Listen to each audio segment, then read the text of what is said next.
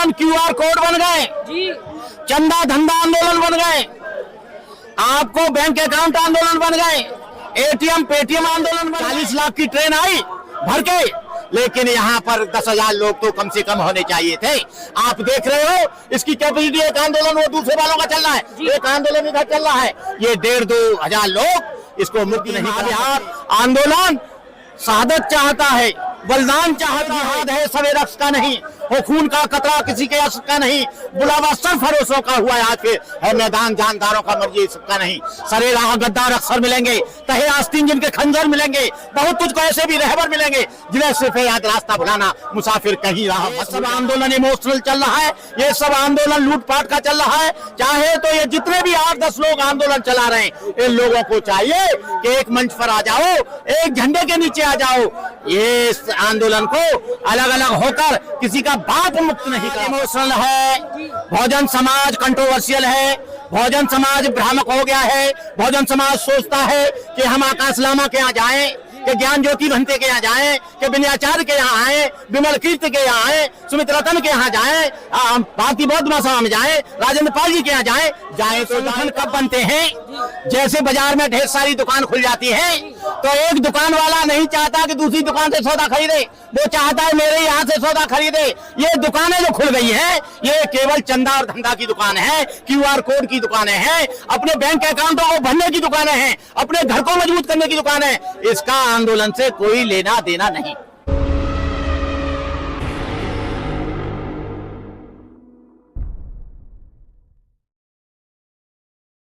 नमस्कार, इस वक्त हमारे साथ हैं भंते करुणाकर जी, जो लगातार कभी इस पक्ष में तो कभी इस पक्ष में, दोनों तरफ वो भी गेम खेलते हुए नजर आए। तो इनसे आज पूछेंगे कि यहाँ पर आंदोलन करना जरूरी है या महाबोधि महाविहार को बचाने के लिए बोध गया में।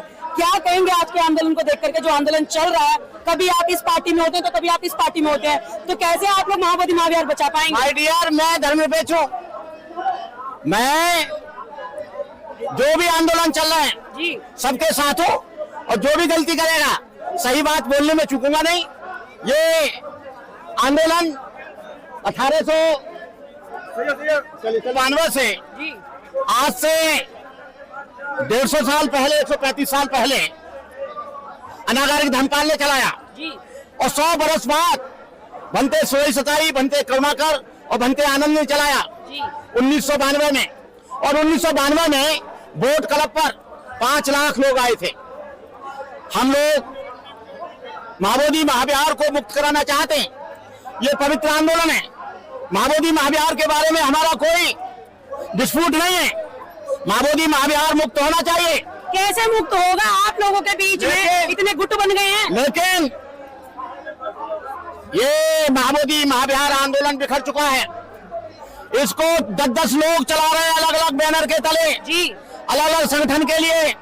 विनयाचार्य अपना अलग चला रहे हैं जी, और भंते जी जो है ज्ञानबोधि नागपुर वाले अलग चला रहे हैं, और आकाश लामा अलग चला रहे हैं, विनय कीर्ति अलग चला रहे हैं, विमल कीर्ति अलग चला रहे हैं, सुमित रतन अलग चला रहे हैं।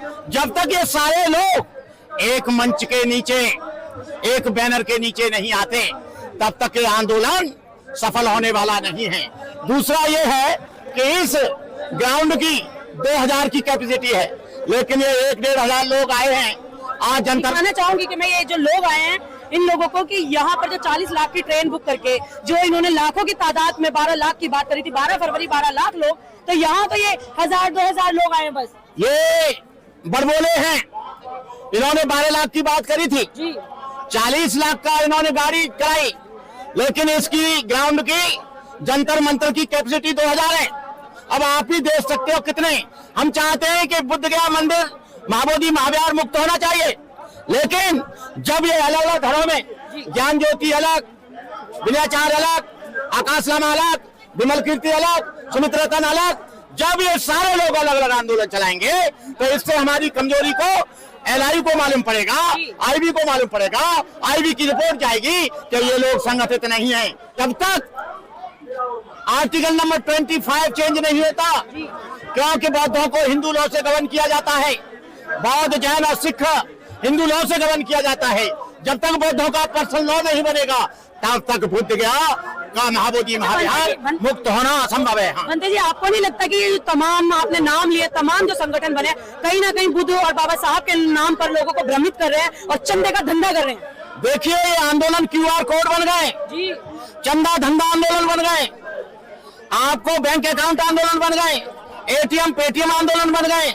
ये आंदोलन अभी आंदोलन तब होगा जब ये सारे लोग एक मंच पर आ जाएंगे, एक बैनर पर आ जाएंगे। हमारी फूट इस बात को प्रदर्शित करती है कि हम कितने मजबूत हैं, हम कितने कमजोर हैं, हम लोग कितना महाबोधि महाविहार को मुक्त कराना चाहते हैं। ये 40 लाख की ट्रेन आई भर के, लेकिन यहाँ पर 10,000 लोग तो कम से कम होने चाहिए थे।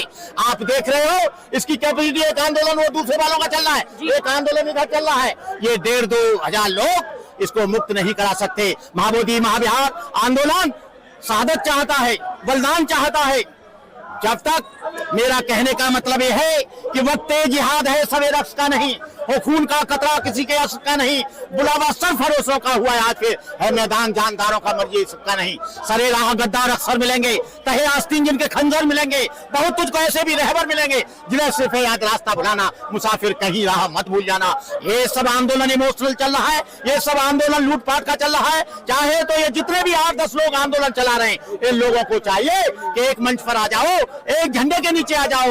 ये इस आंदोलन को अलग अलग होकर किसी का बाप मुक्त नहीं करा सकता। मुक्त कराना चाहते हो तो सब लोग एक जगह आ जाओ। तुम कटोगे बटोगे तो कटोगे, और कट रहे हो, बटने की वजह से ही तुम पर जुल्म होता है, बटने की वजह से ही अत्याचार होता है, अन्याय होता है, बलात्कार होता है। आज आपको नहीं लगता कि जो इन लोगों ने यहाँ जंतर मंतर के लिए आह्वान किया था कि महाबोधि महाविहार हम मुक्त कराएंगे, एक ही आह्वान किया था, और वहाँ 12 फरवरी के लिए 1 से 12 फरवरी का आह्वान था कि वहाँ पर भी लोग जाए, तो जो बहुजन समाज है आधा इधर बैठ गया आधा इधर बैठ गया, और ये सारी पॉपुलेशन एक ही जगह जाकर के इकट्ठी होगी। समाज इमोशनल है, बहुजन समाज कंट्रोवर्शियल है, बहुजन समाज भ्रामक हो गया है। बहुजन समाज सोचता है कि हम आकाश लामा के यहाँ जाएं, कि ज्ञान ज्योति घंटे के यहाँ जाएं, कि विनयाचार्य के यहाँ आए, विमल कीर्ति के यहाँ आए, सुमित रतन के यहाँ जाएं, भारतीय बौद्ध महासभा में जाएं, राजेंद्र पाल जी के यहाँ जाएं तो जाए कहाँ?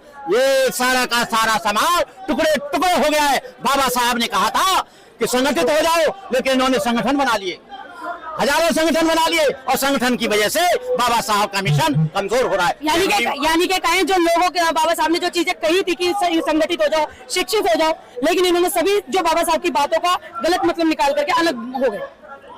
ये सब संगठन कब बनते हैं? जैसे बाजार में ढेर सारी दुकान खुल जाती है तो एक दुकान वाला नहीं चाहता कि दूसरी दुकान से सौदा खरीदे, वो चाहता है मेरे यहाँ से सौदा खरीदे। ये दुकानें जो खुल गई हैं, ये केवल चंदा और धंधा की दुकान है, QR कोड की दुकानें हैं, अपने बैंक अकाउंटों को भरने की दुकानें हैं, अपने घर को मजबूत करने की दुकान है। इसका आंदोलन से कोई लेना देना नहीं।